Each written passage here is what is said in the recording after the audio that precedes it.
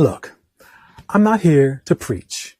I'm not here to argue religion or tell anybody what to believe. I'm just curious. I'm still learning, still growing, still trying to understand this thing called life. This piece right here I'm about to share isn't about proving a point. It's about seeing one. It's about recognizing the humanity in one another, no matter who we are, where we're from, or what we believe. If these words make you stop for a second and think, not about doctrine, but about basic kindness, then I will continue to have hope. I would like to share this parable with you all. Here we go.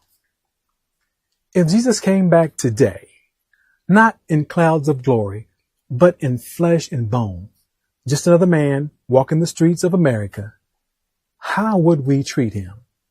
Would we see him or would we look past him? Would he be welcomed or questioned for his immigration status? Because if he showed up without documentation, would we still call him our savior or just another stranger crossing the border of our comfort zones? He came once as a carpenter's son, no wealth, no status, no title, and the world still missed who he was. So if he came again, wrapped in brown skin, speaking a language not all of us understand, would we see the Son of God or just another man to be judged, detained, or dismissed? The truth is, not knowing who someone is no excuse for not treating them right, because every person you meet carries his reflection. He said, "What you do unto the least of these, you've done unto me."